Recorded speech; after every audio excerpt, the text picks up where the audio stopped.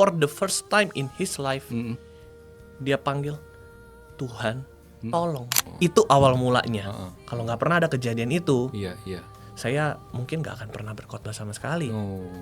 Dia tuh ngajarin saya gini, kamu tuh mau ketemu sama siapapun, tim bawahanmu atau temanmu atau siapapun, kamu harus jadi orang yang low profile, orang yang baik. Tapi kan yang Tuhan nyatakan lewat doa tadi adalah umur-umur sekian kan itu tercapai ya semua ya? Tercapai semua, nggak ada yang nggak tercapai. Bahkan saya lupa ayatnya di mana, tapi dikatakan rancanganku dalam dirimu tidak ada satupun yang gugur, tidak ada satupun yang gagal. Asalkan, kata kunci sini, asalkan kita tetap sadar itu semua karena kasih karunia Tuhan, bukan karena kehebatan kita. Iya, benar. Menembus waktu, dalam kasih-Mu, tak terhenti.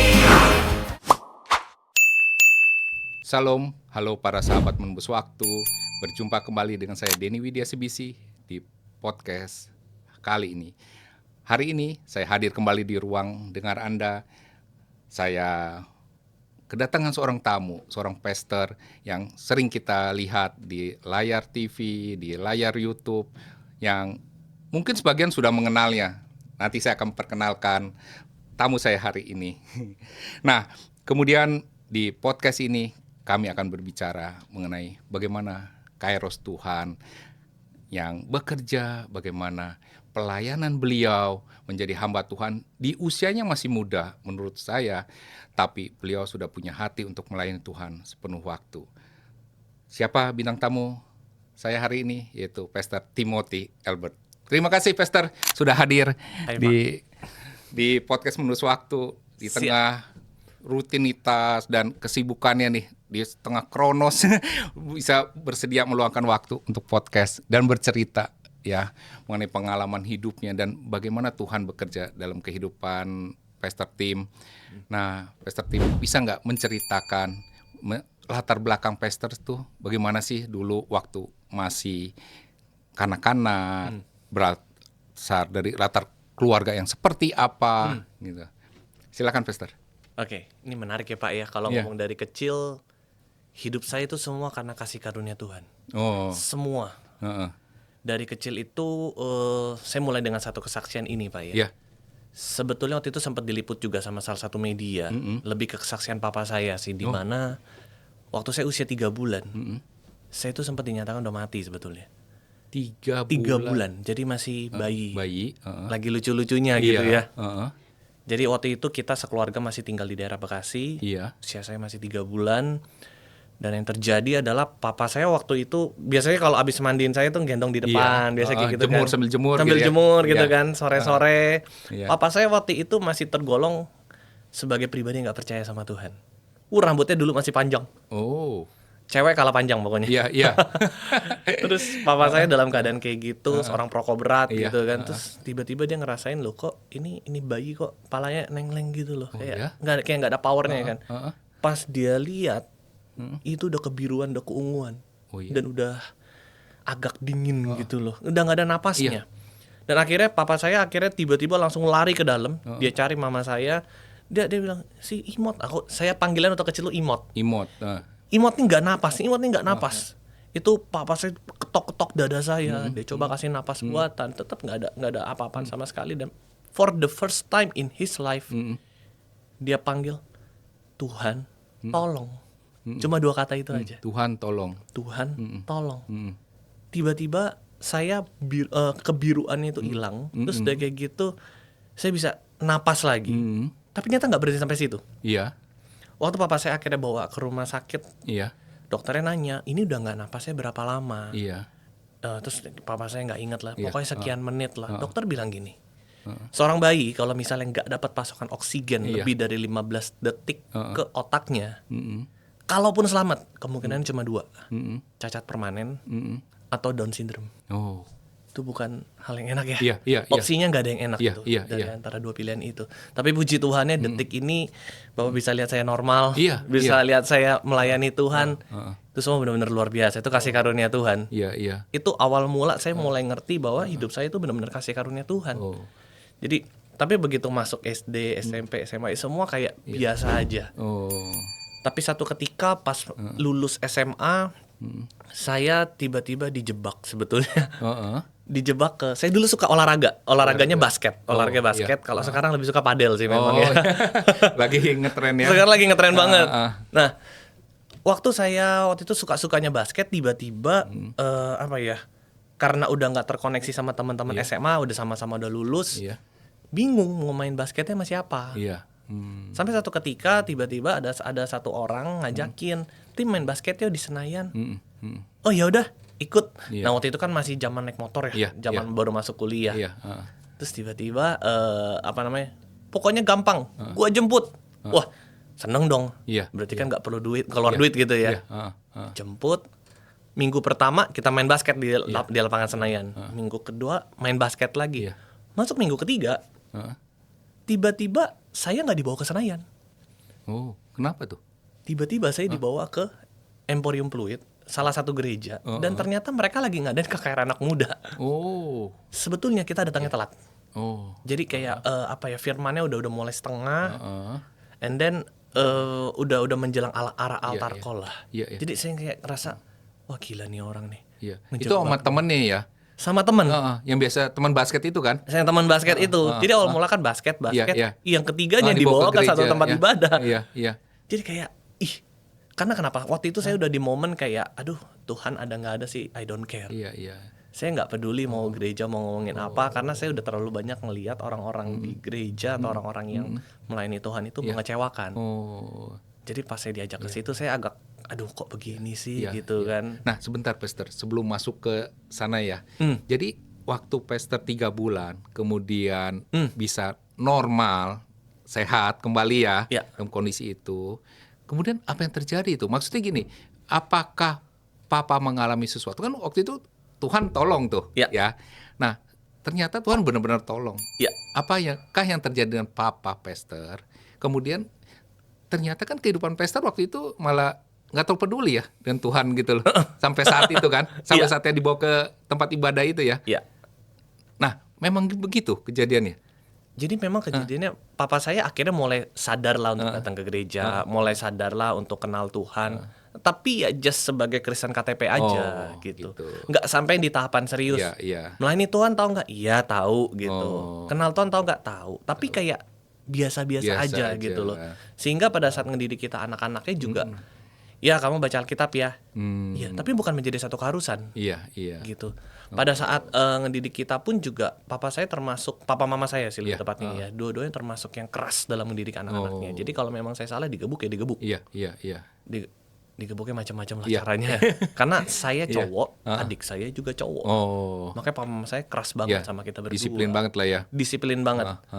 Nah, itu yang nyebabin kayak saya jadi agak antipati juga kan, kayak makin gede, makin punya tenaga, makin punya power, kayak aduh ngapain ya dengerin omongan orang tua gitu kan, kesannya kayak begitu. Mulailah masuklah sebetulnya titik baliknya pada saat udah mulai lulus SMA itu. Dari kejadian di lapangan basket itu. Iya.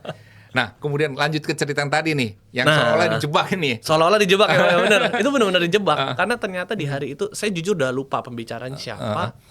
Tapi di satu gereja itu tiba-tiba pembicara kayak ngomong gini, siapa dari kalian di sini anak muda mau ambil keputusan untuk tinggalin cara hidup yang lama, kasih hidupmu buat Tuhan, dan kamu bertobat sepenuhnya.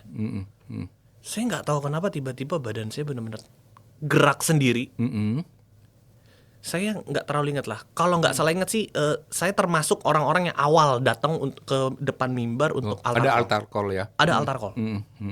Saya termasuk orang pertama yang ke depan mimbar. Saya berlutut di situ. Saya nangis. Udah lama sekali saya nggak ngerasain kayak hadirat Tuhan, nangis atau apa gitu ya. Sampai akhirnya di situ saya ngerasain jamahan Tuhan. Saya ngerasa Tuhan itu panggil saya, Tuhan itu nyentuh hati saya. Dan di situ saya termasuk orang terakhir yang keluar dari altar call itu. Jadi ibadah udah selesai, saya masih berlutut di situ. Saya dianterin pulang sama yang nganterin saya, terus dia baru kasih tahu identitas dia. Ternyata dia itu adalah ketua youth dari gereja yang waktu itu banyak ngajarin saya terkait itu berdoa, firman, apapun itulah. Nah, saya baru tahu dia ketua youth, barulah dia bilang, "Tim, kamu mau nggak bertumbuh?" "Mau, Kak." Gerejanya di daerah Jakarta Selatan di Senayan juga. Mau Kak? Ya udah, akhirnya saya mulai belajar merendahkan hati, mulai belajar untuk jadi jemaat youth itu. Sebulan, 2 bulan, masuk bulan ketiga ditawarin lah pelayanan. Terus pelayanan pertama saya itu bukan sebagai pembicara, bukan sebagai pendoa, bukan sebagai usher. Pelayanan pertama saya itu adalah ngelakuin yang orang lain tuh nggak mau lakuin. Apa tuh? Beresin kabel, Pak. Beresin kabel. Iya. Karena waktu itu kan gini, mungkin karena tempatnya permanen ya. Jadi kabelnya itu tuh nggak pernah dibersihin. Menggulung di situ, yang menggulung situ aja. Jadi ada sarang gonggok, sarang laba-laba. Tapi waktu itu kakak rohani saya ngomong gini, Tim, kamu lakukan yang terbaik. Karena kita nggak pernah tahu kapan Tuhan akan pakai kamu lebih lagi. Oke Kak, modalnya asal nurut aja. Iya. Saya orang yang sangat introvert. Jadi kalau saya udah percaya sama orang ini, ya saya percaya penuh. Saya lakuin bagian saya coba setia untuk ngelayanin dari hal kecil beresin kabel, sampai satu ketika 2 bulan atau 3 bulan saya ngelayanin beresin kabel, saya dapat promosi. Saya bisa beresin kursi sekarang. Bukan lagi beresin kabel. Mulai meningkat tuh ya. Tingkat satu. Beresin kursi. Karena kenapa? Kakak youth saya akhirnya temuin orang yang memang khusus dari orang audio gitu, yang bisa memang khusus beresin kabel gitu. Jadi nggak perlu saya lagi. Nah itu pelan-pelan sampai satu ketika titik balik dari keseluruhan pelayanan saya itu ada 2 fase sebetulnya. Fase pertama itu saya sangat bertumbuh di gereja itu, sangat bertumbuh. Saya sampai detik ini saya masih teman dekat sama kakak rohani saya. Tapi masalahnya dari rumah saya itu jauh banget ke situ. Rumah saya itu di daerah Jakarta Timur. Gereja saya kan waktu itu daerah Senayan. Sampai satu ketika saya kalau ke sana tuh pergaulannya kadang agak berat sih. Namanya anak-anak Jaksel gitu ya. Pagi itu bisa di Starbucks, siang bisa di Pizza Marsano, malam bisa di mana. Itu duitnya mesti gimana? Sedangkan saya masih anak kuliahan. Oleh sebab itu akhirnya saya bilang ke kakak rohani saya, Kak, aku nggak kuat loh untuk transport ke sini, ikutin makan kalian terus nggak bisa loh. Kak, gimana ya solusinya ya? Tim, kamu harus tetap setia, tetap datang aja, Tuhan pasti buka jalan. Nah ini yang kadang-kadang menjadi sesuatu yang agak miris ya di kekristenan ya. Kita kadang harus melihat realita yang ada. Iman betul iman, tapi kita juga harus lihat realitanya. Sampai akhirnya saya pernah ngeluh gitu sekali ke kakak rohani saya, dianggapnya saya yang kayak aduh banyak ngeluh lah atau apa, 2 kali 3 kali, sampai akhirnya kakak rohani saya mulai maksudnya itu adalah ya saya memang gak ada uang buat kesana. Sampai satu ketika kakak rohani saya bilang, gimana kalau kamu buat sendiri komunitas di Jakarta Timur? So, saya gak pernah kepikiran kan. Masa iya? Kak, aku nih belum pernah sharing firman loh. Aku belum pernah yang doa di depan umum, belum pernah gitu. Kecuali doa makan ya. Sampai satu ketika, kenapa kamu gak buat aja di Jakarta Timur? Wah, itu gak gampang loh Kak. Mesti memuridkan, mesti apa. Terus saya awal mulanya maju mundur. Saya minta tanda dari Tuhan. Saya minta 2 tanda. Yang pertama adalah spiritnya seperti apa. Jadi semangat apa yang mau ditularkan. Jadi saya harus tahu visi yang Tuhan mau kasih. Itu yang pertama. Dan yang kedua adalah saya harus ngelihat dulu ada satu komunitas yang serupa yang berjalan juga, yang secara background gak jauh beda sama saya. Karena saya tipenya ATM, amati tiru modifikasi, gitu. Dan ternyata dalam waktu singkat, gak nyampe 2 bulan, tiba-tiba saya lagi naik motor waktu itu di daerah Kampung Melayu, tiba-tiba saya benar-benar ngeliat ada satu logo bentuknya api, terus udah kayak gitu ada tulisan interdenomination di dalamnya. Interdenomination Society. Terus saya sampai mikir kan, ini apa ya Tuhan ya? Ini apa ya? Lewat beberapa hari dari situ, saya ada ngelayanin di salah satu acara healing, semacam acara retret tapi yang nggak nginep.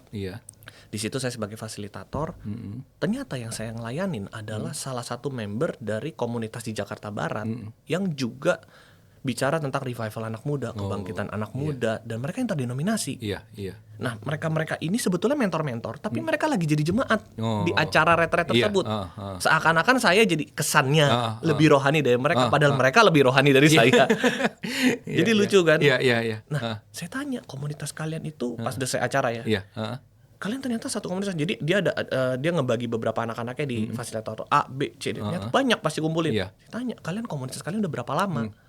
Kita udah baru sekitaran 1-2 tahunan lah, dia bilang. Oh, di Jakarta Barat. Iya. Terus akhirnya saya tanya, bagaimana kalian ngebangun komunitasnya? Dia bilang, ya pakai iman sih Kak. Kita cuma kadang ngumpul di Pecel Lele, kadang kita cuma ngumpul aja di mana sampai akhirnya ada gereja yang mau kasih tempat buat mereka. Terus saya mikir, apa ini ya jawaban Tuhan ya? Akhirnya saya mulai nekat. Saya waktu itu masih kuliah accounting Atmajaya. Iya. Akhirnya saya mulai persekutuan doa itu dengan 3 orang. Dengan 3 orang, saya, teman saya dan teman saya, pas kita bertiga ini kita mulai di tangga darurat Universitas Atmajaya waktu itu. Di Sudirman itu ya? Di Sudirman waktu itu masih. Sekarang udah pindah ke Cisauk ya. Iya. Nah, saya mulai dengan bertiga itu dan ya sempat up and down, sempat kita nyari diusir dari ruang kelas di Atmajaya, sempat kita sewa di karaoke di Semanggi, sempat kita coba tempat di mana sampai satu ketika tiba-tiba ada satu gereja yang akhirnya ngasih tempat buat kita for free. Nah, pas dia ngasih tempat buat kita, tiba-tiba saya tergerak.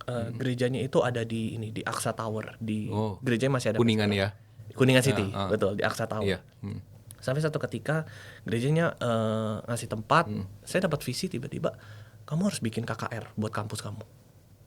Wah, langsung. Iya. Entah kenapa visi yang besar itu. Itu visi yang benar-benar besar banget. Kenapa? Saya sedikit balik ke tadi yang logo yang saya dapat tadi, yang Interdenomination Society, gambarnya api. Saya berpikir gini, kenapa sih kita membuat sesuatu yang rohani itu menjadi sesuatu yang ribet, sesuatu yang kesannya Yahudi banget gitu istilahnya atau Taurat banget. Harusnya saat kita makan yang kita gosipin Tuhan Yesus. Harusnya pas kita lagi makan yang kita bicarain tuh ayat firman Tuhan.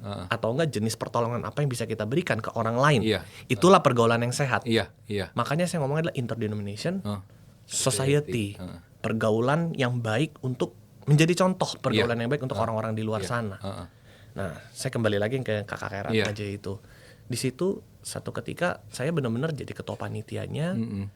Dan saya undang salah satu pembicara, dia itu dosen Atmajaya juga dan juga salah satu pendeta yang cukup punya nama. Saya nggak enak lah sebut namanya lah.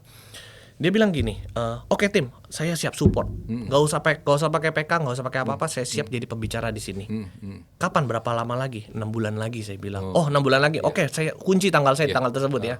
Oke. Berjalannya waktu, tiba-tiba sekitaran 2 bulan sebelumnya dia WA saya, tim sorry saya mesti cancel. Kenapa? Dibilang ternyata dia harus keluar kota di tanggal tersebut dan itu cukup penting. Ya udah saya mikir, it's okay lah, nggak apa-apa. Saya carilah hamba Tuhan yang lain, yang memang gembala dari gereja tersebut. Karena dia punya hati buat anak muda juga. Saya minta, Pak, boleh nggak Bapak yang jadi pembicara? 2 bulan sebelum. Oke tim, siap, aman. Nah terus sampai satu ketika tiba-tiba 3 hari sebelum acara dia cancel juga. 3 hari sebelum acara. Kenapa nih? Itu udah 2 cancel kan? Nah yang ketiga, akhirnya pembicara ketiga, saya minta istrinya gembala. Nah dia tuh dokter teologi juga, istri gembala. Saya pikir ini kalibernya udah oke lah. Hari sebelumnya, oke tim, siap. Sampai satu ketika tiba-tiba ternyata 1 hari sebelum acara, padahal 3 hari kan, 1 hari sebelum acara dia cancel juga. Why? Semua tiba-tiba ada acara dadakan yang benar-benar berat banget acaranya. Acaranya benar-benar resmi banget. Memang seminggu sebelum acara, saya tuh dapat mimpi. Saya tuh sering banget entah mimpi, entah kayak sekelibetan gitu ngeliat gitu ya. Saya dapat mimpi ada anak muda pakai kemeja putih, pakai celana jeans, kacamata, ada di mimbar itu, keliling kiri kanan pegang mic gitu loh. Saya awal mulai mikir kayak, ya udah itu asal mimpi doang. Ternyata saya baru tahu di hari H itu saya. Jadi pada saat udah H-1 kan udah di ini. Jadi sampai di hari H, bukan H-1, sampai di hari H, saya tuh ngomong sama tim saya, guys, gimana persiapan hari ini? Aman semua? Aman kak, aman. Terus semua mau nanya balik ke saya dong. Iya, pembicara nggak ada. Pembicaranya mana? Bicaranya. Jadi teman-teman mohon maaf nih ya, saya sebagai ketua panitia bertanggung jawab atas ini semua. Saya akan jadi pembicara. Mereka tanya saya, memang kakak pernah jadi pembicara atau koko pernah jadi pembicara? Enggak pernah. Saya belum pernah sharing firman sama sekali detik itu. Itu di kisaran tahun 2014. 2014. For the first time in my life itu, jadi saya benar-benar kecebur. Menyampaikan firman situ. Lebih tepatnya saya menceburkan diri saya sendiri sih lebih tepatnya. Iya. Tapi emang itu mungkin rencana Tuhan kan? Iya. Sampai 3 calon pembicara batal semua. Iya, dan 3 nama ini sejujurnya big name semua. Kalau saya sebut namanya pasti Pak Denny langsung tahu. Nah, apa namanya? Sampai satu ketika ya udah mau nggak mau kan saya harus bertanggung jawab. Iya. Saya buat materi itu kilat dalam tempo sejam. Saya ingat banget materi pertama yang saya khotbahin itu Yohanes 10:10. Pencuri datang untuk mencuri, membunuh, membinasakan, tapi aku datang supaya kamu memiliki hidup dan hidup dalam kelimpahan. Itu. Nah, itu bagaimana respon panitia yang lain? Pucet sih. Karena mereka tahu saya tipe orang yang cukup organize. Ya sampai well banget enggak lah, tapi cukup yang organize. Dan saya bukan tipe yang bicara. Saya tipe yang belakang layar lah ya misalnya ya. Dulu ya. Dulu. Iya. Sampai ya semua taunya saya di belakang layar. Saya terkenalnya adalah Timotius yang beresin kursi. Itu. Selalu terkenalnya seperti itu. Sampai satu ketika ya Tuhan izinkan saya mau nggak mau sharing di situ. Saya khotbah di situ. Teman-teman yang lain kayak ya udahlah, mau nunjuk siapa lagi ya udahlah, so be it dia bilang gitu kan. Ternyata di hari itu Tuhan kasih karunia benar-benar luar biasa. Kita tim yang tidak berpengalaman, nggak yang gimana banget. Ada sekitar hampir lebih dari 200 orang lebih datang. Dan 80% dari mereka saya ingat itu banyak yang nangis di setelah after khotbah kita penyembahan. Dan apa ya, saya baru ngerasain gini, Tuhan mau pakai saya bukan lagi di belakang layar, tapi justru Tuhan mau pakai mulut saya untuk nyatain kebesaran Tuhan. Dari situ saya mulai akhirnya belajar untuk berlatih, review, untuk akhirnya mulai serius nih masuk ke khotbah. Itu awal mulanya. Kalau nggak pernah ada kejadian itu, saya mungkin nggak akan pernah berkhotbah sama sekali. Karena saya nggak pernah dididik secara sekolah teologi ataupun secara yang resmi, nggak pernah. Dan selain kejadian KKR Atmajaya itu, ada lagi saya tuh dulu SMA-nya dari Marsudirini, dari Ponsvite di Jalan Matraman. Nggak berapa lama dari KKR Atmajaya, saya punya visi untuk kan itu Atmajaya Katolik ya. SMA saya juga Katolik. Kita harus bikin KKR di sana. Nah, terus saya kan awal mulanya kita mendiriin komunitas itu bertiga ya. 2 teman saya yang lain juga kita dari alumni alma mater yang sama. Yuk kita bikin di sana. Cuma kali ini kita lebih seperti mentor aja. Kita agak percayain dari tim persekutuan doa kita, tapi yang junior-juniornya bikin. Nah, kan pas bikin KKR pertama itu kan di tempat gedung gereja ya. Sound system ready, musik ada. Ya cuma tinggal masuk orang aja lah. Saya baru sadar. Ternyata di sekolah saya itu tuh alat-alatnya tuh nggak ada sama sekali. Just hall. Nah, saya baru tahu tuh di situ ada mixer, ada apa harus apa yang mesti di prepare, mesti di readyin. Jadi waktu itu saya udah undang pembicara, saya undang singer, WL, apa semuanya alat musik ada. Saya lupa satu hal, Pak. Saya lupa audio system. Audio systemnya nggak ada ya. Speaker nggak ada, mixer nggak ada, semua nggak ada dan kru nggak ada, Pak. Tapi entah kenapa waktu itu saya ngerasa damai banget, ngerasa tenang banget. Saya cuma doa gini, Tuhan, ini pekerjaan Tuhan. Sejauh ini Tuhan udah sertain saya kok. Saya selalu ngerasain kasih karunia Tuhan. Kenapa Tuhan gak bakal nyatain lagi kemuliaan Tuhan terkait hal ini? Panitia udah panik. Saya jujur panik sih. Tapi itu alat musik nggak berguna ya kalau sound systemnya nggak ada. Nah itu saya tuh buta musik, Pak. Saya buta musik. Jadi saya nggak ngerti kalau itu harus nyolok ke mixer apa semuanya, saya nggak ngerti. Sampai satu ketika, Pak. Tiba-tiba papa saya itu ditelepon sama salah satu teman di gereja. Dia bilang gini, lu ada nggak acara KKR ke atau acara anak muda ke atau acara apa yang sangat membutuhkan mixer, speaker dan bla bla bla lain sebagainya, termasuk alat musik. Kita ini dari salah satu artis saat ini cukup punya nama, salah satu pemain basis Indonesia terkenal. Jadi mereka punya kebiasaan kalau mereka ganti seluruh alat musiknya, mixernya dan semuanya, pertama kali dipakai harus tuh pekerjaan Tuhan dulu. Baru dimasukin ke Java Jazz atau ke konser di mana. Mereka punya kebiasaan seperti itu. Nyata itu adalah momen di mana mereka baru pertama kali ganti. Terus tiba-tiba papa saya langsung bilang, iya betul, anak saya lagi butuh.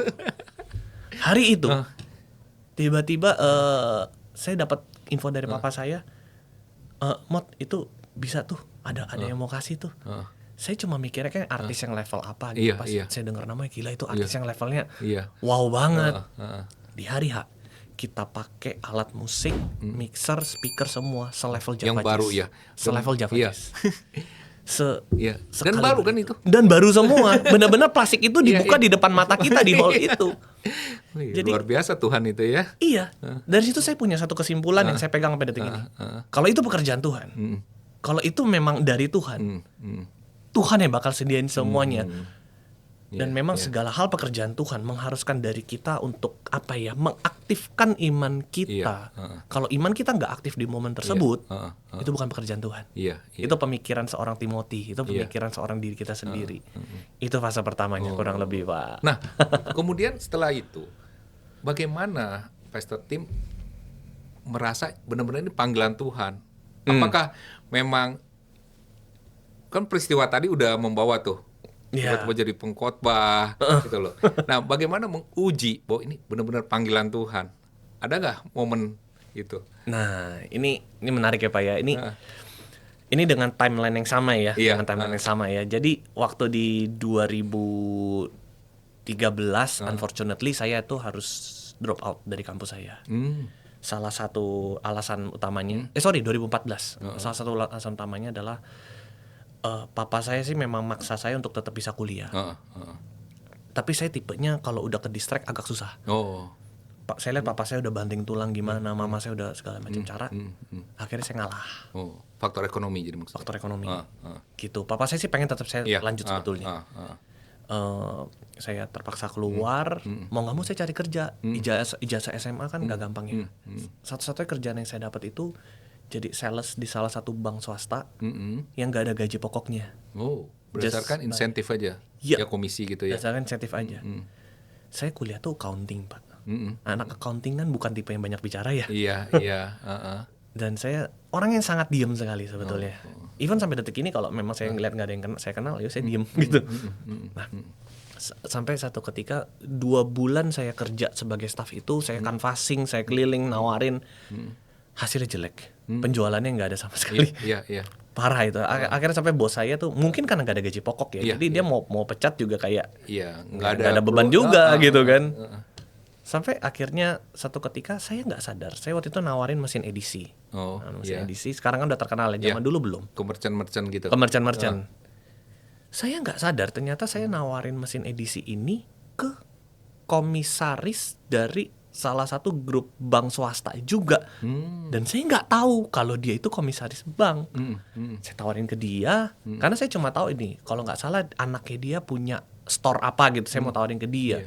Terus dia bilang gini, Tim, lu nggak salah. Jadi dia sebetulnya satu gereja sama saya yang di dulu yang Senayan. Lu nggak salah nawarin ke gue. Dia ngomong gitu. Dia orangnya agak gaul memang. Usianya waktu itu udah sekitar 50 lebih lah. Dia masih aktif menjabat sebagai komisaris. Nggak salah. Saya dari bank ini juga loh. Saya juga punya mesin edisi buat apa? Ya siapa tahu kan tante kan, siapa tahu aku namanya juga nyobain. Enggak gini. Kamu pokoknya nanti datang ke rumah saya. Saya tuh ada bikin persekutuan di rumah saya. Pokoknya kamu datang dulu aja. Saya sebagai orang yang baru pertama kali masuk dunia kerja, ya berpikir setelah datang siapa tahu closing, siapa tahu.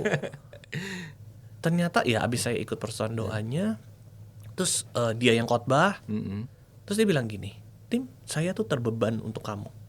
Boleh nggak saya berdoa untuk kamu? Biar kiranya Tuhan kasih kamu hikmat. Tuhan kasih blueprint untuk kehidupanmu sampai di detik apa, sampai di milestone apa. Tuhan mau bekerjanya kayak gimana? Ya udah, namanya mau didoain ya udah kan. Hari itu ya saya nggak jualan. Hari nggak jualan. Nggak closing ya? Nggak closing. Udah datang. Rumahnya di Pondok Indah soalnya. Lumayan jauh gitu naik motor. Akhirnya saya didoain. Abis didoain, pulang kayak saya masih sempat agak cengkel juga sih soalnya maksudnya disuruh jauh-jauh nggak jualan. Sampai akhirnya saya mulai ikutin doanya dia. Tuhan tuh mau buat apa di hidup aku? Dan ternyata waktu itu saya dapat gambaran itu jelas banget. Dan memang sesekali saya sambil tanya sama dia, sambil minta diarahin sama dia juga. Tiba-tiba saya dapat milestone-nya gini, blueprint-nya gini. Sebelum usia 20, kamu akan jadi seorang supervisor. Sebelum usia 25, kamu bakal jadi seorang manajer. Sebelum usia 30, kamu akan jadi seorang direktur. itu bener-bener detail banget dan agak mustahil. Agak mustahil dan secara logika nggak mungkin gitu ya. Nggak mungkin. Pas saya dengar gitu, saya dalam doa, terus gitu saya cerita ke orang tua saya. Orang tua saya agak kayak mau ketawa juga, mikir ini anaknya udah gitu istilahnya kan. Orang tua saya kayak agak diam aja kayak ya elah ini mah cuma ini anak-anak kali dipikir gitu kan. Tapi Tuhan tuh baik. Tuhan tuh baik. Setelah 2-3 bulan saya kerja sebagai sales, jujur penjualan saya nggak bagus.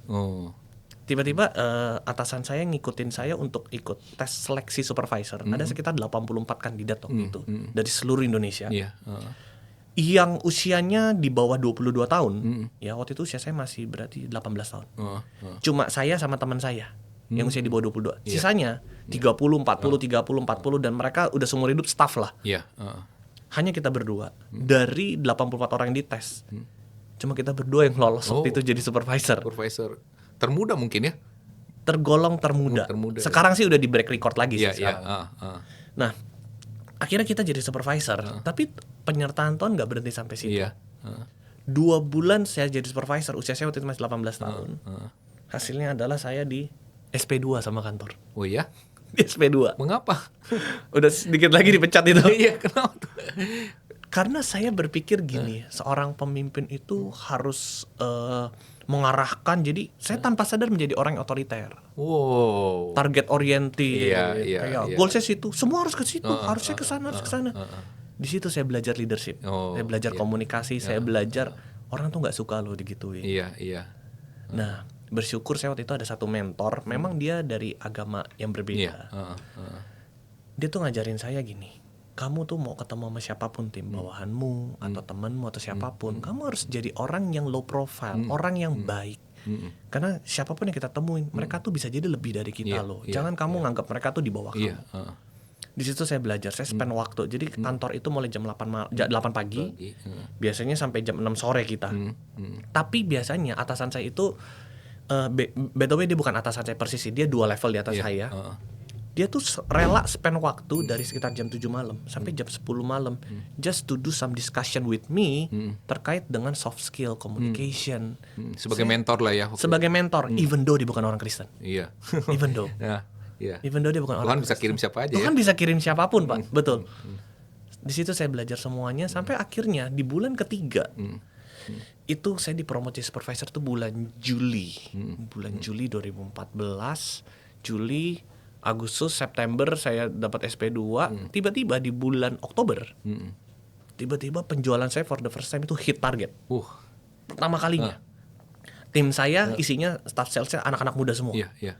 Pertama kali hit target, sampai waktu itu di notice sama level GM, kayak ini siapa? Kan biasanya kalau penjualan di bawah kan nggak kelihatan dong. Begitu tiba-tiba naik ranking 1 kan. Ranking 1 di bulan tersebut. Akhirnya kayak GM bilang, wah sayang ya. Kalau aja nih dia itu hit targetnya dari bulan Juli. Kenapa? Kalau hit target dari bulan Juli, saya itu bisa ikut kompetisi kayak untuk bisa naik cruise ke luar negeri gitu kan. Saya baru hit target Oktober. Oktober, November, Desember. Nah, sampai di bulan November kalau secara perhitungan akumulatif, tim saya itu tuh bener-bener meskipun hit target tiap bulan, tapi jauh ngejar yang lain. Tiba-tiba di bulan Desember, saya sampai terkaget-kaget lewat 2 hari sebelum closing days untuk perhitungan kompetisi itu, tiba-tiba 2 hari sebelumnya, tiba-tiba nama saya itu naik ke peringkat 1. Tim saya tuh naik ke peringkat 1 dengan achievement 220% dari total target. Saya bingung kan. Akhirnya saya mulai ngebuka data, saya ngeliat tim saya emang jualannya berapa sih. Ternyata tim saya itu kayak ngebom angka gitu loh. Tiba-tiba banyak jualannya kan. Pas tiba-tiba banyak jualannya, saya kumpulin semuanya. Saya tanya, kalian kenapa kok bisa jualannya jadi saniat ini? Dia bilang gini, saya ngerasa Pak Timothy udah baik sama kami. Jadi saya punya tipe kepemimpinan gini. Saya harus terlibat dalam kehidupanmu. Supaya saya bisa mendoakanmu. Mungkin saya nggak bisa kasih uang, tapi saya bisa kasih rasa empati saya buat kamu. Itu tipe kepemimpinan saya. Itu berubah setelah ada mentor. Semenjak ada mentor. Semenjak ada mentor, saya bersyukur ada Tuhan kirim dia. Dari kejadian itu akhirnya tiba-tiba saya naik jadi peringkat 1. Mereka ngomong gini, Pak Timothy udah baik sama kita. Kita benar-benar pengen Pak Timothy ikut naik kapal cruise itu ke 3 negara. Kita benar-benar pengen. Itu ucapan dari mereka. Saya merinding ngomong ini. Sampai satu ketika, sampai akhirnya udah setelah closing day, angkanya begitu tingginya karena peringkat 2-nya aja tuh cuma 180% apa 170%. Jauh angkanya dari kita. Padahal kita hanya sekitar Oktober, November, Desember. 3 bulan aja kita jualan. Mengcover target jualan 2 bulan. Padahal dibilang dari Juli harusnya ya. Harusnya dari Juli. Iya, itu benar-benar kejadian dahsyat yang pernah terjadi di hidup saya. Dan akhirnya benar di Februari tahun depan ya, udah saya naik kapal cruise. Waktu itu Tuhan izinkan naik kapal cruise ke Singapura, Malaysia, Thailand.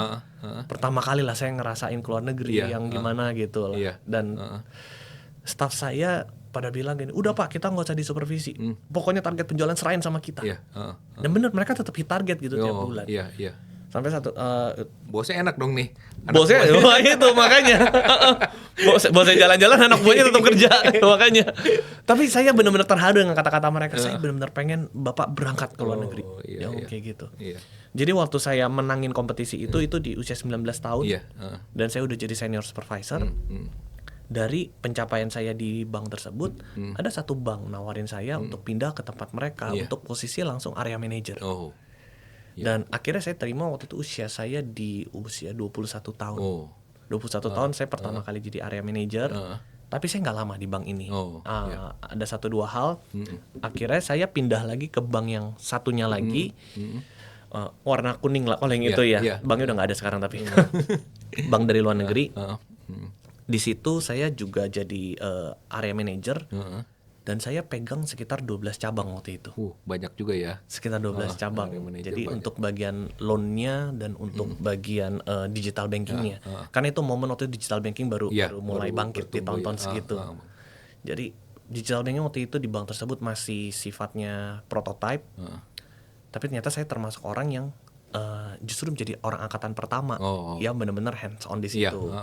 Cuma waktu itu dari pihak banknya bilang gini, karena ijazahmu masih SMA, kita nggak enak kalau bilang kamu area manager. Jadi kita ngomong area supervisor ya, tapi tanggung jawabnya manager. Itu. Nah pas saya di situ, saya waktu itu udah dan penghasilan juga area manager. Iya dong, iya dong, harus itu, harus. Fasilitasnya juga bagus lah waktu itu. Saya benar-benar ngerasain kebaikan Tuhan. Terus saya juga waktu itu udah mulai aktif jadi pembicara di youth, di komunitas mana, persatuan doa mana. Terus sampai satu ketika udah mulai tuh zamannya startup kan. Pas masuk zamannya startup, saya FOMO lah. Saya pengen bisa di startup gitu. Dan dulu belum ada istilah fintech, belum ada. Finance ya finance, teknologi ya teknologi. Nah di kuliah saya yang kedua, nah saya bayar sendiri nih kuliah kelas karyawan. Saya ambilnya tuh HR management. HR management, sedangkan saya dari backgroundnya banking. Ngapa ngambil HR management? Bukan accounting lagi gitu ya. Kenapa? Karena saya baru sadar dalam hidup ini basic dari segala sesuatunya itu adalah hubungan antar manusia. Di situ yang saya mau coba pelajari. Nah akhirnya waktu itu salah satu startup ini dulu belum ada istilah fintech. Nah pas ngeliat background saya ada secara banking dan bisa secara HR, direkrutlah saya masuk ke startup tersebut. Di situ saya itu pegang dua jabatan. Saya itu head untuk HR-nya. Saya juga head yang buat ke arah, mungkin bukan ke arah head lah, lebih ke arah manager lah.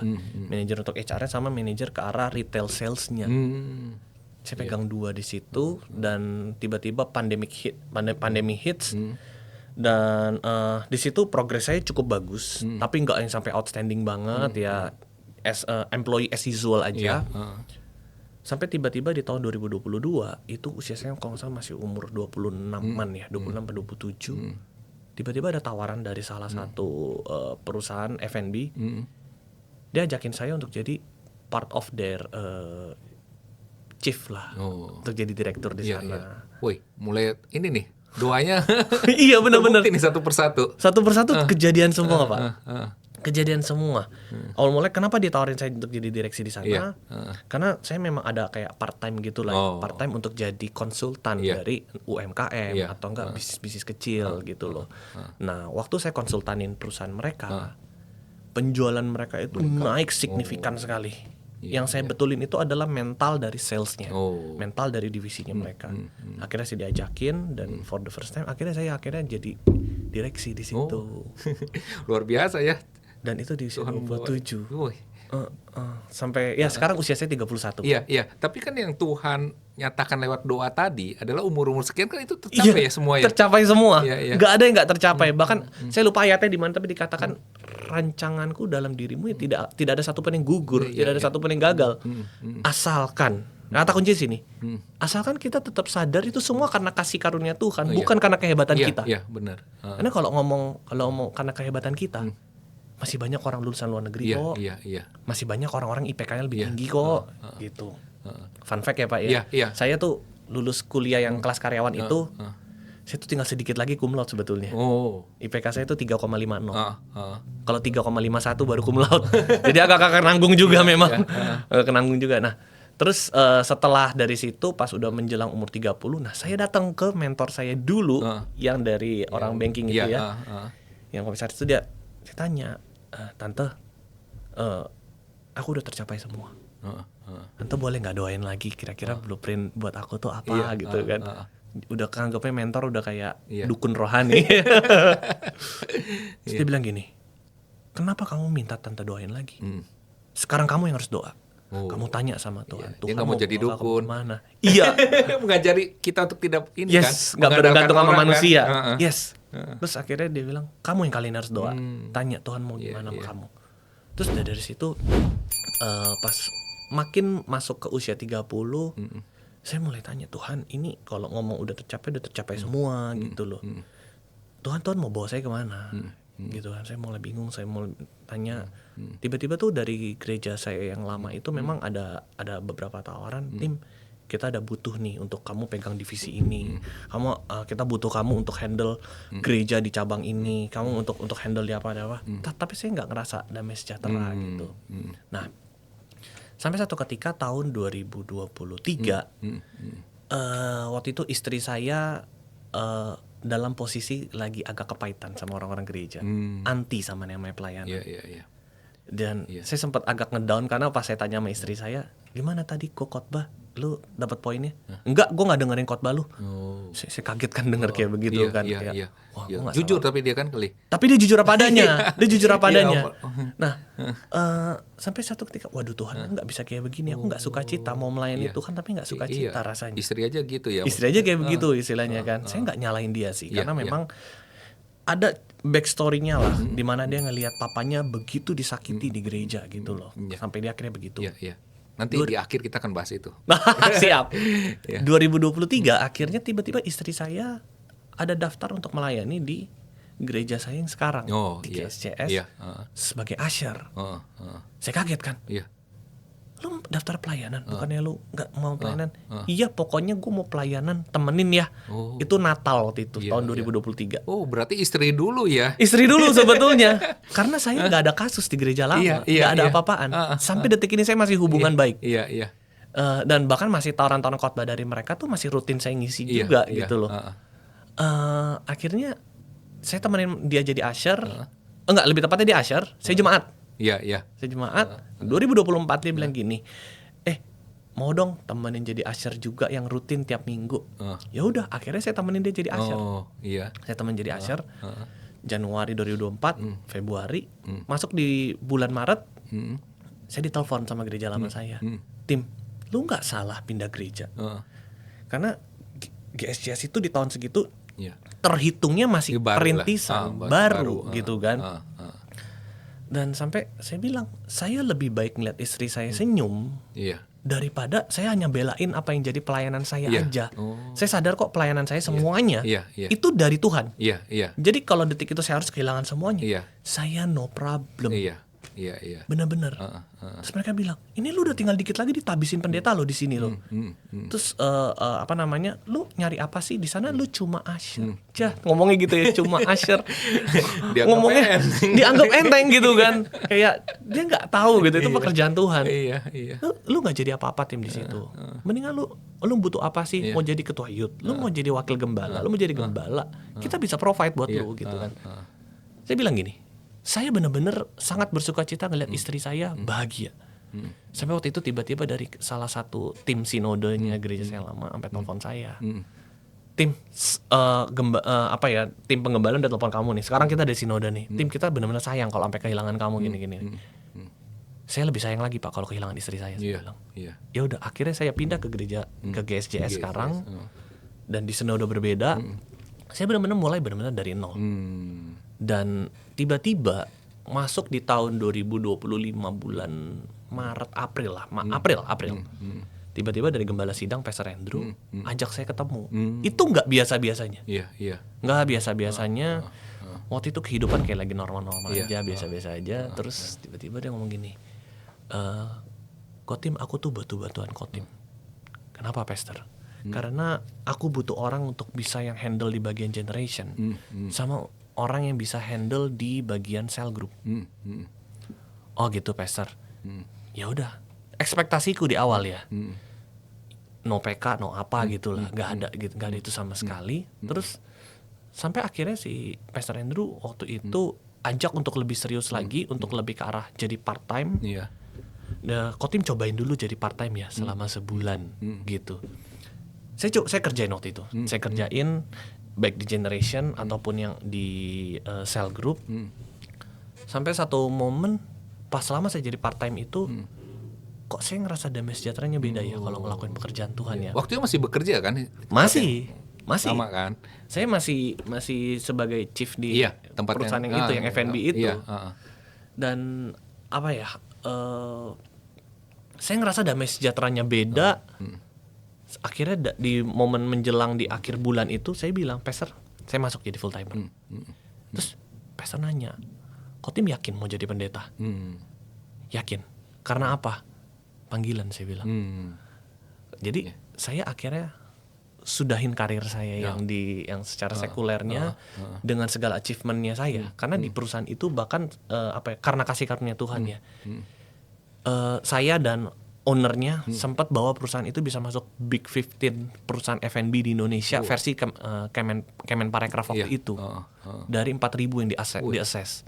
Sempat 15 besar kita diundang di Bali waktu itu. Jadi saya benar-benar tinggalin semua achievement saya gitu ya, dan untuk masuk ke dunia pelayanan lebih tepatnya ya, untuk melayani Tuhan sepenuh waktu.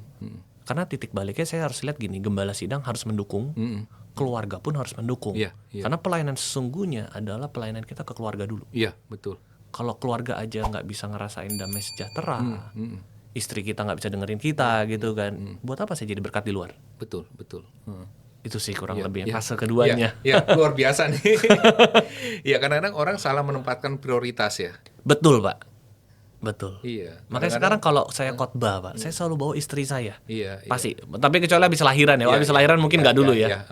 Karena selain memang saya suka ngelihat dia ada duduk di depan saya gitu ya. Dia bisa jadi timer saya juga gitu ya. Iya. Dan yang paling penting adalah gini, harusnya yang paling menyukai khotbahnya kita sebagai seorang suami gitu ya, adalah istri kita. Nggak usah jemaat dulu deh, istri kita dulu deh. Dia bisa nggak belajar sesuatu dari kita? Kalau nggak bisa, saya yang harus belajar lagi. Benar. Gitu Pak, kurang lebih. Iya, karena dia kan yang tahu kehidupan kita sesungguhnya kan. Jangan sampai yang dikhotbahin sama yang di rumah beda. Itu konyol. Iya. Oke, kadang-kadang kan nggak menjadi pelaku firman. Nah, kita kan masuk ke situ tuh. Nah, gimana tuh Pak? Ya seperti tadi cerita. Sekarang saya ini banyak pelayan di anak muda. Saya banyak menemukan anak muda mengalami kepahitan seperti yang tadi Pastor alami. Karena dia tidak melihat figur role model para yang lebih senior, ya, memberikan figur atau role model yang baik gitu loh. Apa yang diucapkan tidak sesuai. Itu saya menemukan, karena saya banyak di anak muda, dan itu juga sempat terjadi dengan anak saya gitu loh. Sampai saya perlu waktu untuk dia mau lagi kembali gitu loh. Nah, bagaimana menurut Pastor Tim nih fenomena ini gitu loh? Memang gini ya, khususnya di anak-anak zaman sekarang ya, they hate teori. Bener-bener mereka benci banget teori. Kenapa? Segala sesuatu sifatnya teori mereka lihat cuma some bullshitting mereka anggapnya kan. Mereka perlu contoh sih. Iya. Nah, saya sedikit balik ke yang komunitas yang dulu saya bangun ya. Dulu visi saya simple sih. Dulu saya ngerasain kasih karunia Tuhan di gereja saya yang lama dulu itu. Cuma karena terlalu jauh, terlalu mahal pergaulannya, saya bikin versinya Jakarta Timur. Iya. Budget friendly lah istilahnya ya. Nah, simple sih. Kita pengen ngasih contoh bahwa pergaulan yang positif itu masih ada loh. Pergaulan yang tidak ngomongin orang, tidak gosipin orang, tidak menjatuhkan orang, itu masih ada. Dan kita terima dari semua agama waktu itu. Terima. Ada nggak waktu itu dari beberapa yang ikut komselnya kita yang masih itu, yang masih dari agama lain? Jawabannya ada. Dan itu sekitar 30% dari total semuanya.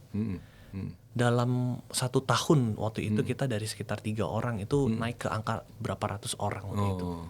Itu bertumbuh. Karena saya percaya gini, segala sesuatu yang sehat pasti bertumbuh. Saya coba untuk mencontohkannya itu dengan sifatnya praktikal. Makanya khotbah-khotbah saya pun juga khotbah-khotbah yang praktikal.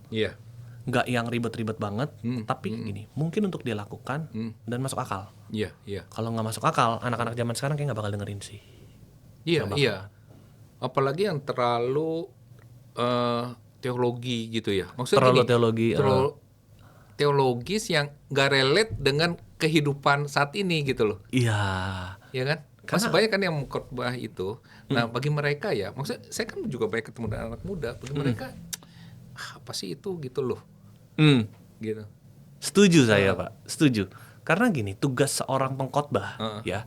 Lain kata kalau misalnya saya dosen teologi, itu menjadi tugas saya untuk kasih gamblang semuanya gitu ya. Betul. Tapi tugas seorang pengkhotbah itu berbeda. Tugas seorang pengkhotbah adalah bagaimana dia membantu ngunyahin nih, memproses, work in process, menjadi sesuatu yang siap santap. Nah, makanya saya setiap kali kalau bikin sharing khotbah, saya tuh simulasiin minimal 5 kali. Minimal 5 kali. Baik itu dari berupa Google Docs atau enggak nantinya berupa Canva atau berupa apa, saya akan simulasi minimal 5 kali. Sampai saya akan begini, kalau saya seorang nenek-nenek, saya bisa nggak ya paham kata-kata ini? Kalau saya seorang yang baru diputus pekerjaan, saya bisa nggak terima ini ya? Kalau saya seorang anak muda, dipaksa orang tua saya datang ke ibadah ini, saya bisa nggak ya terima poin ini? Saya simulasi minimal 5 kali. Jadi nggak langsung apa yang mau dikhotbahkan kasih ke jemaat gitu ya? Enggak. Catatan khotbah saya, satu khotbah catatan itu bisa 6-7 halaman. Tapi saya biasanya selalu pangkas lagi, saya ubah kalimatnya, saya ubah katanya. Dan biasanya orang pertama saya tes, istri saya sih. Istri saya bisa ngerti, saya akan turunin 1 level lagi supaya bisa semua orang bisa dengar. Gitu Pak, kurang lebih. Luar biasa nih. Nah, Pastor, kan dengan sekarang banyak lah ya kesana sini menyampaikan firman Tuhan, tentu kan makin baik dikenal orang. Godaan popularitas itu kan pasti ada tuh. Iya. Nah, bagaimana Pastor mensikapinya itu loh? Ya kan pasti makin dikenal orang ya. Iya, betul. Nah, bagaimana? Kan mungkin privasi jadi nggak ada tuh kemana-mana. Saya setuju. Kenal. Saya setuju bagaimana mensikapinya itu?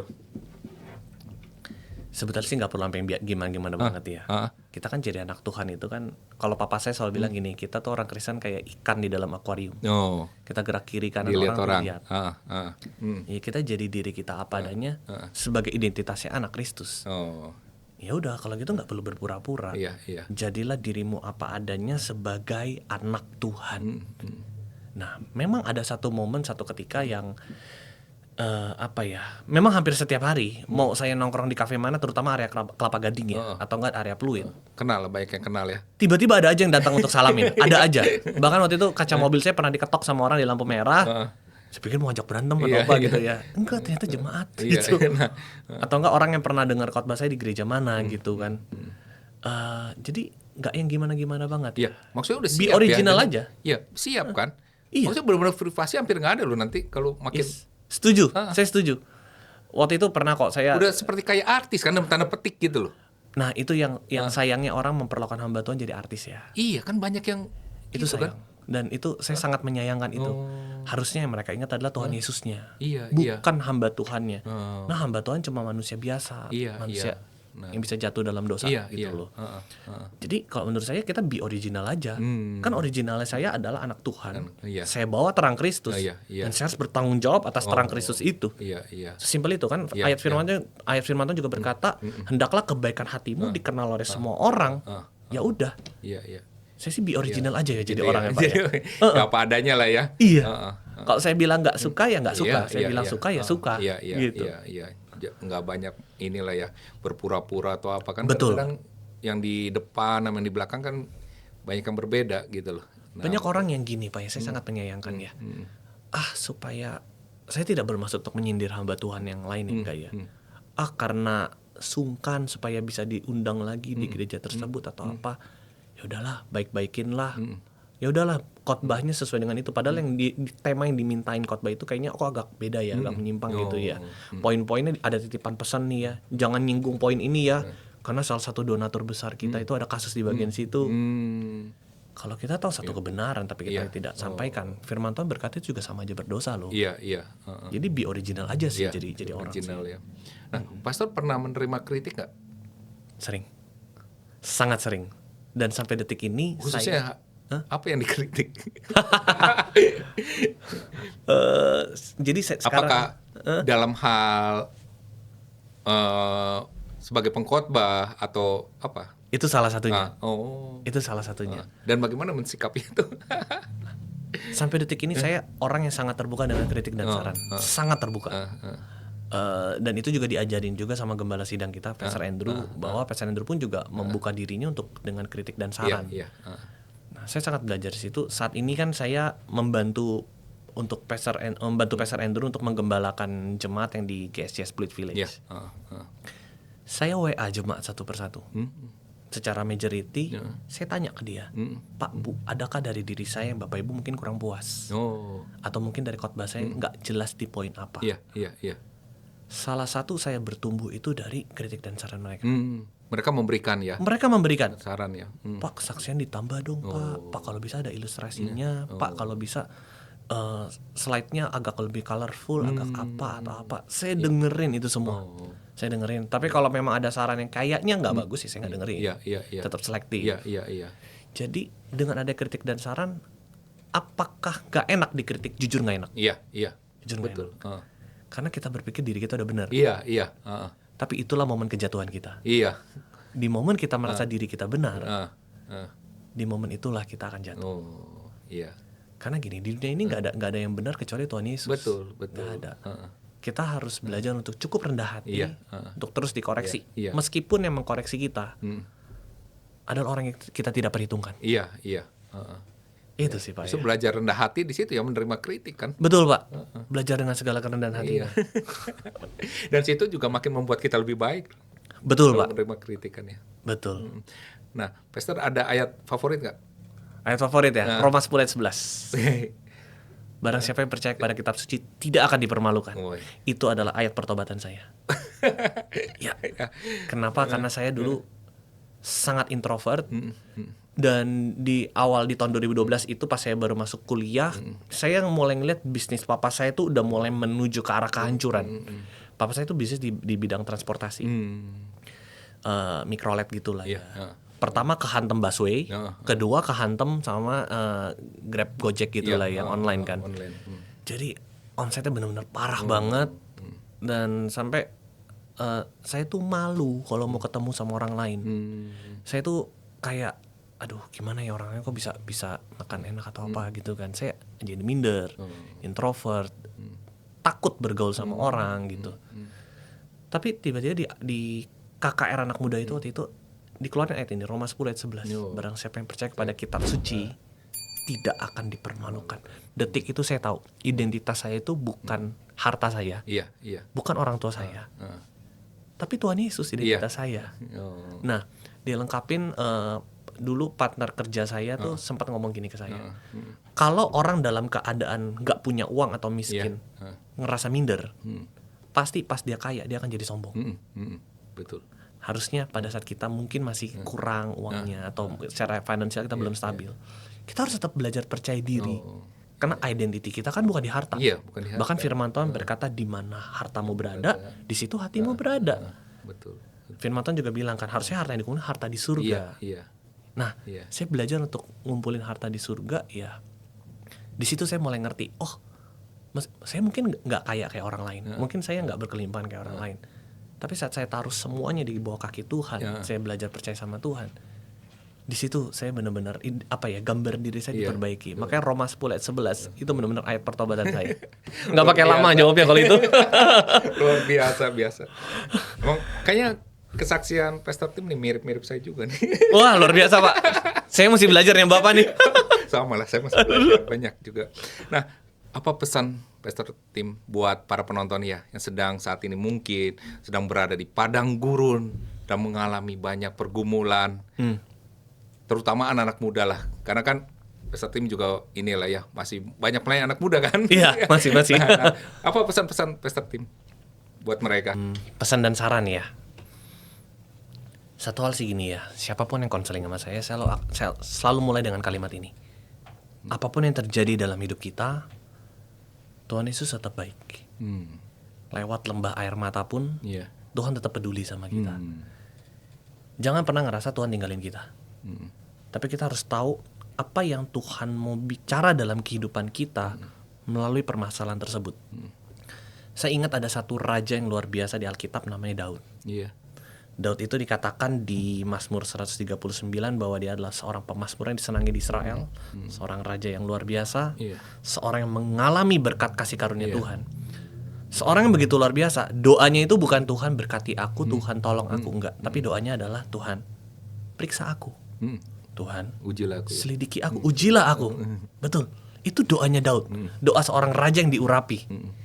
Sampai akhirnya bahkan dari situ kan Daud mengecap segala kebaikan Tuhan, meskipun dia pernah berdosa, dia pernah jatuh, tapi dia mengecap segala kebaikan Tuhan. Dan dari situ Daud tahu dalam segala perkara Tuhan tetap baik dalam kehidupannya. Sama dalam kehidupan kita ini nggak sehebat Daud ya. Kita nggak punya prestasi sehebat dia. Belajar untuk terus mau diperiksa sama Tuhan. Belajar untuk mau diselidiki hatinya sama Tuhan. Supaya apapun yang kita lakukan, mau itu di pekerjaan kita, di pelayanan kita, dalam keseharian kita, kita belajar melakukannya untuk Tuhan, bukan untuk manusia. Kalau kita lakukan untuk Tuhan, pasti kita maksimal. Jadi kalau 3-2-3 ya. Iya betul, Pak. Apapun yang kau lakukan seperti untuk Tuhan dan bukan untuk manusia. Saya percaya kalau kita lakuin untuk Tuhan, kita nggak akan setengah-setengah. Nah, gimana caranya supaya kita nggak setengah-setengah ngelakuin untuk Tuhan? Rasain cintanya Tuhan. Tenggelam dalam hadiratnya Tuhan. Dari situ kita baru bisa mengerti kenapa saya harus lakuin ini buat Tuhan. Dan kita akan mengerti bahwa Tuhan gak pernah tinggalin kita sih. Apapun terjadi, Tuhan Yesus tetap baik. Itu, Pak. Wah, luar biasa. Terima kasih Pastor Tim yang sudah berbagi kisah nih. Dan sebelum kita mengakhiri, mohon kesediaan Pastor untuk berdoa ya bagi para penonton yang mungkin mereka sedang mengalami pergumulan. Apapun pergumulan mereka, perekonomian, pelayanan, kesehatan, rumah tangga, pekerjaan, apapun lah pergumulan mereka, kita kesediaan Pastor Tim untuk berdoa bagi mereka. Oke. Yuk. Kita sama-sama bersatu dalam doa. Bapa dalam surga, kami percaya Kau Allah yang baik, Kau Allah yang gak pernah tinggalkan kami, Kau Allah yang selalu ada di sisi kami Tuhan. Bapa, ini kami datang dengan segala kelemahan, dengan segala kerendahan hati kami. Kau mau bilang kami gak kuat, kami gak mampu, kami gak bisa Tuhan. Kami butuh Tuhan Yesus dalam hidup kami. Oleh sebab itu Tuhan, apapun badai kehidupan kami, apapun permasalahan yang terjadi saat ini, Tuhan, kami butuh campur tangan Tuhan. Kami butuh kasih karunia-Mu Tuhan. Karena kami tahu Tuhan, saat Engkau yang mengambil alih, Engkau yang memegang kami dengan tangan kanan-Mu yang kuat Tuhan, kemenangan menjadi bagian kami Tuhan.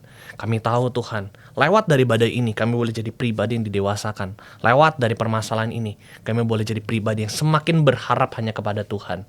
Bapa, kalau sejauh ini Tuhan sudah tolong kami percaya ke depannya pun Tuhan juga pasti tolong kami. Hamba-Mu berdoa untuk setiap anak-anak-Mu yang menonton podcast ini, yang sedang mengalami masa di keluarganya, pekerjaannya, pelayanannya, apapun itu. Kami tahu Tuhan, tangan Tuhan tidak kurang panjang untuk menolong setiap mereka. Kami tahu Tuhan, rancangan-Mu adalah rancangan damai sejahtera. Terima kasih Tuhan, kami serahkan mereka semua dalam tangan-Mu, kasih karunia-Mu lebih dari cukup dalam hidup kami. Terima kasih Tuhan, di dalam nama Tuhan Yesus Kristus, haleluya, amin. Amin. Terima kasih Pastor. Thank you Pak. Terima kasih. Tuhan berkati, Pak. Tuhan berkati. Thank you. Ya. Para penonton semua yang sudah mendengarkan kisah dari Pastor Timothy, bagaimana perjalanan hidup beliau sehingga beliau boleh melayani Tuhan dengan sepenuh hati saat ini dan sepenuh waktunya untuk Tuhan, dan bagaimana cerita tadi itu menginspirasi, memberkati para penonton. Dan saya berharap bahwa kalian bisa belajar dari kisah Pastor Timothy, bahwa kita berharap hanya pada Tuhan, bukan hanya kepada manusia, ya. Nah, sebelum saya akhiri video ini, saya ucapkan sekali lagi terima kasih Pastor sudah hadir. Sama, Pak. Ya. Saya Denny Widya CBC, mohon pamit. Sampai berjumpa di episode berikutnya. Tuhan Yesus memberkati. Halo para sahabat Menembus Waktu dan para penonton dimanapun berada. Di sini ada satu contoh bunga dari Love and Lily. Apabila kalian suka atau kalian ingin memiliki atau mengirim karangan bunga kepada siapapun, kepada perusahaan-perusahaan atau siapapun itu yang baru membuka kantor atau siapapun, kami dari Love and Lily menyediakan. Silakan hubungi nomor di bawah ini dan juga bisa pesan di online shop di Tokped dan Shopee. Di outletnya ada di Gading Serpong dan di Cengkareng. Ya, silakan lihat di bawah ini. Bye-bye.